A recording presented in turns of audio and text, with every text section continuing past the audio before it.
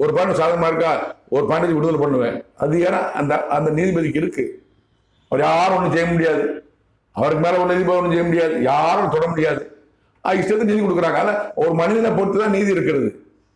நீதிங்கிறது எல்லாத்தையும் கிடைக்காது. எல்லாம் பார்த்து கொண்டு இருக்கிறார். நான் அந்த நீதிபதியை பார்த்து சரிக்கிட்டலாம், இந்த நீதிபதி பார்த்து சரிக்கிட்டலாம். ஒரு நீதிபதி யார் ஏன் சொல்ல நீதி சொல்ல முடியாது. ஒரு நீதிபதியில கட்டுக்கிட்ட பணம் எடுத்தாங்கல்ல, கோடிக்கணக்கான பணம் எடுத்தாங்கல்ல, அதான் அவர் நீங்க என்ன ஆக்ஷன் எடுத்தீங்க? கடவுள் பார்த்து கொண்டு இருக்கிறார். நான் இது சொல்ல வேண்டிய கடமை எனக்கு எந்த அதிகாரம் கிடையாது. நான் 12 ஆண்டு சிறையில் இருந்து வந்தேன். செய்யாத குற்றத்துக்காக 12 ஆண்டு சிறையில் இருந்தவன் என்ன, நான் வேதனோடு இருக்கேன், நான் வேலையை பார்த்துட்டு இருக்கேன். கடவுள் சொன்ன வார்த்தை மட்டும் சொல்றேன். நான் அரசியல்வாதிகள் கேட்டு தெரிந்து கொள்ளுங்க, மனம் திரும்புங்கள்.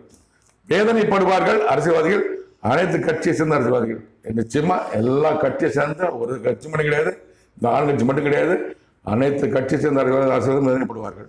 9/3/2022 என்று என்னிடம்